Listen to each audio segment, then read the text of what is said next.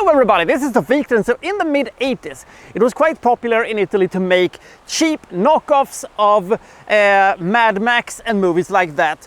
Post-apocalyptical action movies that range from quite bad to in fact quite abysmal.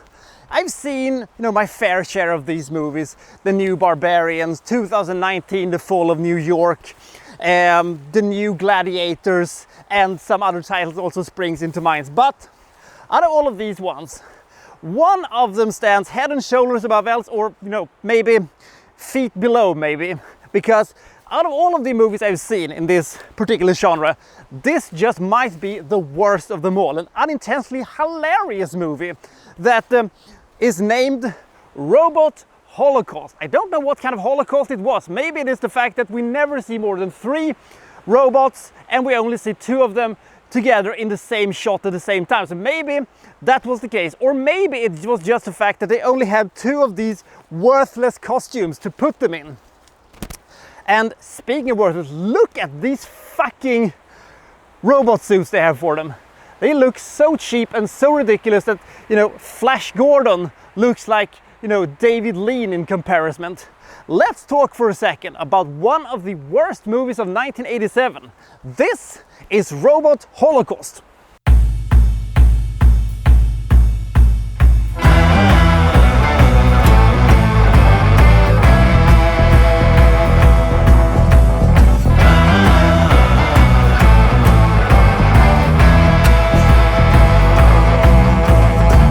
We are in New Terra. And it has been a couple of years since the nuclear attack that, killed off most of humanity of 33. Is that supposed to be 2033 or is it supposed to be the year 33? Is this a pure flicks movie? I don't know, and I don't care.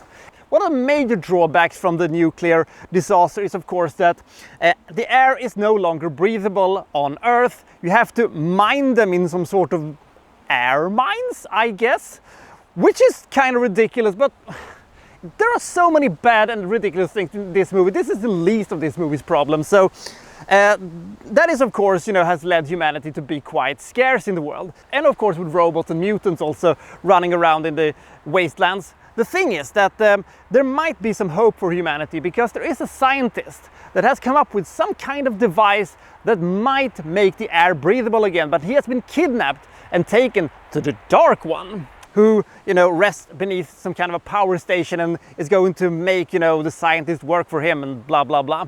So the scientist's daughter, a mutant warrior, a mute guy with a chiseled physique and a fantastic hair, is after him, along with a robot that is all kinds of annoying. He's like BB levels of annoying. It's like C-3PO's annoying, unemployed, dumb brother or something like that.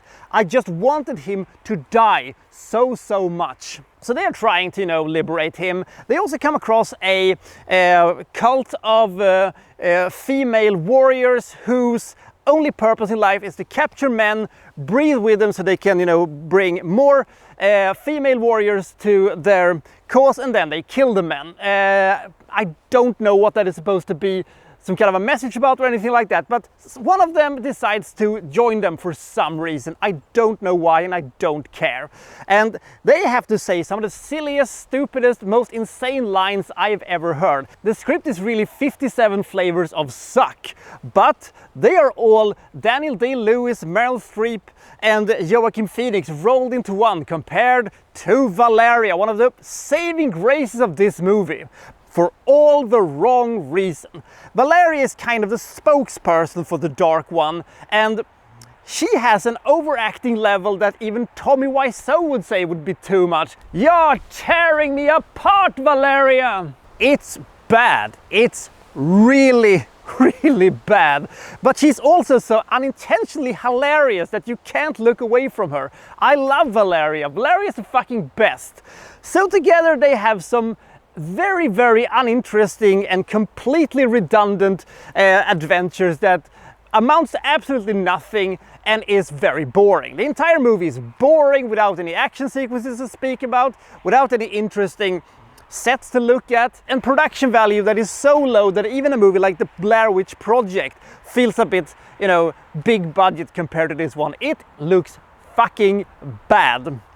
It's only Valeria that brings any kind of smile to my face when I'm watching this movie. So if you want to torture yourself with some very, very schlocky Italian nonsense, knock yourself out. You will never forget it, but you will be very, very bored for most of the time. But then you will belly laugh when they are trying to walk across some kind of a, you know, corridor with holes in the walls where pink sock puppets comes out to try to, you know, munch on them.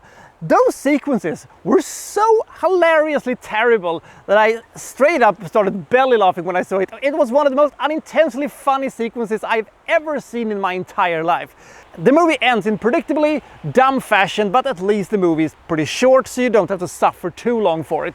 This movie 100% sucks, but at least you will enjoy Valeria, because she is an absolute treasure, and I will never ever forget her. She's so hilarious. Gosh, Valeria is great. I'm not sure of how many of the 7 points this movie gets is due to Valeria's character or performance, but I do know that this movie would have been so much more bleak and uninteresting without her. It's a very bad Italian action sci-fi movie without any sci-fi and really without any action. It's just a boring case of uninteresting characters walking around in boring settings, experiencing virtually nothing, and then the movie's over. With bad direction, bad writing, and bad everything. But at least it is memorable, but for all the wrong reasons. So see you next time for so-and-so reviewing, well, such and such. Thank you for watching, thank you very much!